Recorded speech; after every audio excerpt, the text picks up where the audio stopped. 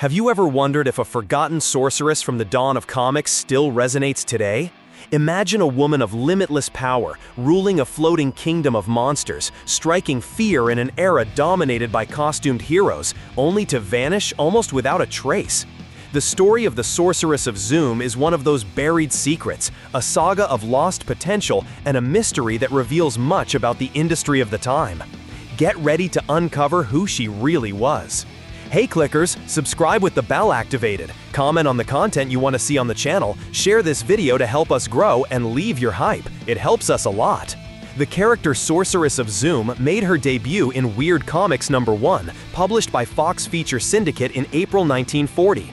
Created by Don Rico, she was one of the publisher's many experiments during the Golden Age, when dozens of heroes and villains were being thrown at readers hungry for the next Superman. But unlike most villains of the time, often just mobsters or saboteurs, the sorceress stood out as something darker, more fantastic, and far more dangerous. She wasn't a heroine at all. From her magical city of Zoom, a floating realm she ruled as queen, the sorceress descended upon Earth with armies of monsters crafted from the corpses of her victims. Her goal was conquest, her methods merciless, enslaving kingdoms, destroying cities, and turning the fallen into zombie goblin thralls. She embodied pure magical evil, and that made her unique among the Fox lineup. What made her truly fascinating was the sheer scale of her powers. She could render herself invulnerable, transform other sorcerers into animals or inanimate objects, summon ghosts, level cities with her voice, or conjure nearly anything she desired. She was a villainess of cosmic proportions, decades ahead of the magical supervillains that would later dominate comics at Marvel and DC. Her stories ran through the pages of Weird Comics until issue number 20 in January 1942.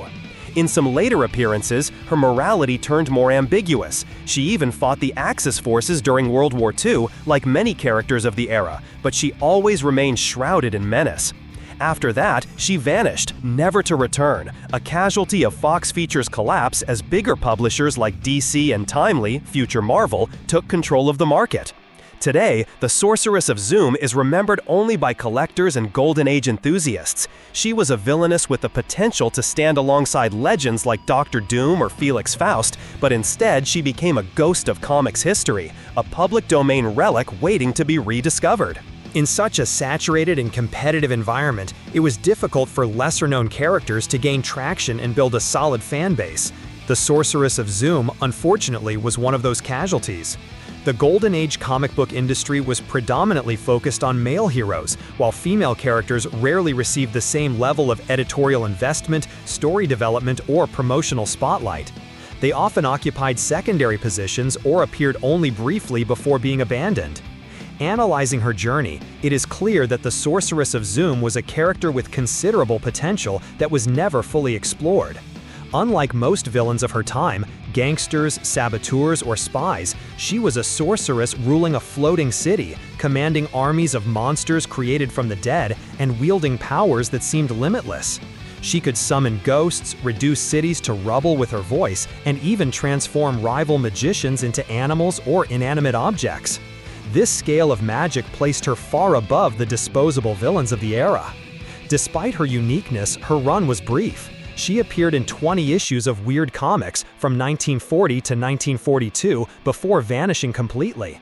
Sometimes portrayed as pure evil, other times ambiguously aligned, even fighting the Axis powers during World War II, the sorceress never received the narrative depth or editorial push that could have cemented her as a classic.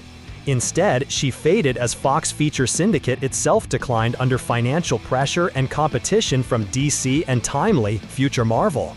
In retrospect, the question of whether the Sorceress of Zoom was worth it has two answers. From the standpoint of legacy and cultural impact, her influence was minimal. She never became an icon, and today is remembered mostly by comic book historians and enthusiasts of forgotten Golden Age characters.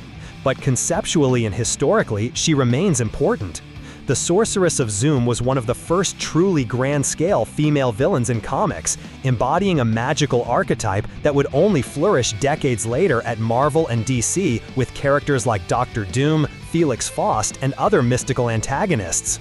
She is a fascinating glimpse of what could have been, a sorceress of immense power, a phantom of the Golden Age whose stories disappeared too soon, but whose concept still sparks curiosity and possibility. So, what did you think of the story of the Sorceress of Zoom? Do you believe she deserved a better fate in the comics of Fox Feature Syndicate? Leave your opinion here in the comments. We want to know what you think about this forgotten villainess. Don't forget to like the video to support our work, share it with your friends who also love comics, and of course subscribe to the channel so you don't miss our next deep dives into the history of pop culture. Thanks! Hey kid, don't ever let them get inside your head. They'll tell you what to do in life instead of everything you know that you could get. Don't let them guide your life towards regret.